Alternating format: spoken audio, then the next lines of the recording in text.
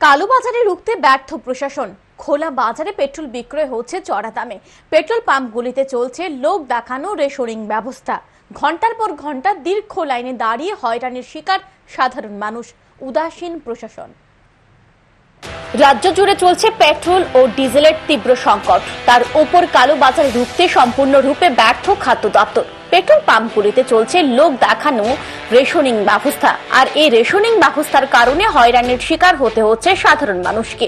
বিগত কয়েকদিন ধরে চলছে এই বেহাল অবস্থা। রাজধানীর অধিকাংশ পেট্রোল পাম্পগুলিতে সকাল থেকে দীর্ঘ লাইন দেখা যায় বাইক সহ যানবাহন চালকদের। প্রশ্ন হচ্ছে, প্রশাসন বলছে কোনো সংকট নেই, নিয়মিত পেট্রোল ডিজেল আসছে, তাহলে সমস্যা কোথায়? কেন পাম্পগুলিতে ঘন্টার পর ঘন্টা পেট্রোলের জন্য ঠাঁই দাঁড়িয়ে থাকতে হচ্ছে যান চালকদের? বুধবারও একই চিত্র দেখা যায় রাজধানীর গণরাজ চৌমুহনী স্থিত পেট্রোল পাম্পে। পেট্রোল পাম্প থেকে প্রায় 2 কিলোমিটার দূর পর্যন্ত দেখা যায় যান চালকদের লাইন।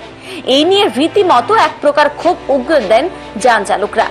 পেট্রোলের জন্য লাইনে দাঁড়ানো এক ব্যক্তি জানান, সকাল 11টায় লাইনে দাঁড়িয়ে দুপুর 1:30টা পর্যন্ত পেট্রোল মেলেনি। সরকার বলছে তেলের কোনো সংকট নেই, তাহলে তেল কোথায়? এই প্রশ্ন উত্থাপন করেন তিনি। অপর এক ব্যক্তি জানান, খোলা বাজারে পেট্রোল বিক্রয় হচ্ছে প্রতি লিটার 200 টাকা। এটা প্রশাসনের সম্পূর্ণ ব্যর্থতা বলেও দাবি করেন তিনি। সরকার তো কইতেছে যে তেলের অভাব নাই, ঠিক আছে, কতটুকু সত্যি এটা বলা যায়?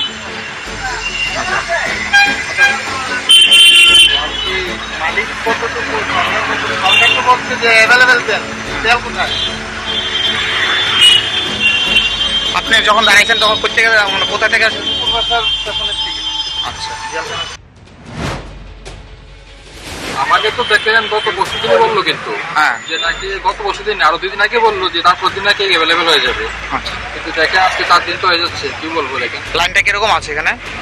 আমার তো মনে হচ্ছে স্কুল চলে গেছে মনে হচ্ছে, প্রতিরাম স্কুল।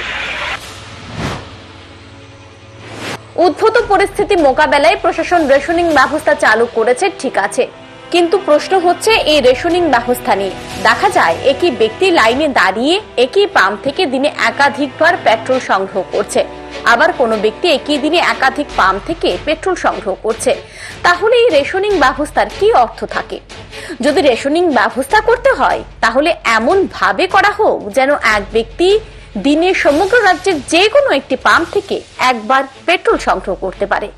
প্রশাসনের এই উদাসীনতার কারণে ভোগান্তির শিকার হতে হচ্ছে সাধারণ মানুষ থেকে সকল অংশের মানুষকে। দেখা যায় বাইক নিয়ে অফিসের উদ্দেশ্যে বাড়ি থেকে বেরিয়ে পেট্রোল সংগ্রহ করতে গোটা দিন চলে যাচ্ছে। প্রশাসনের এই ব্যর্থতার কারণে সাংবাদিকদেরকেও নাজেহাল হতে হচ্ছে, কারণ সংবাদ সংগ্রহ করার জন্য সাংবাদিকদের গোটা দিন এদিক ওদিক ছুটতে হয়। স্বাভাবিকভাবেই তাদের পেট্রোল বেশি প্রয়োজন হয়, কিন্তু দেখা যাচ্ছে 200 টাকার পেট্রোল সংগ্রহ করতে গোটা দিন চলে যাচ্ছে। আর এই 200 টাকার পেট্রোল দিয়ে সাংবাদিকরা সংবাদ সংগ্রহ করতে সঠিক সময়ে যেতে পারছে না। খোলা বাজারে 200 টাকা 1 লিটার পেট্রোল বিক্রয়ের ঘটনা থেকে স্পষ্ট প্রশাসন উদ্ভূত পরিস্থিতি মোকাবেলা করতে ব্যর্থ। কারণ পেট্রোল সংকট থাকলে খোলা বাজারে কোথা থেকে আসছে petrol? Bureau report, news today.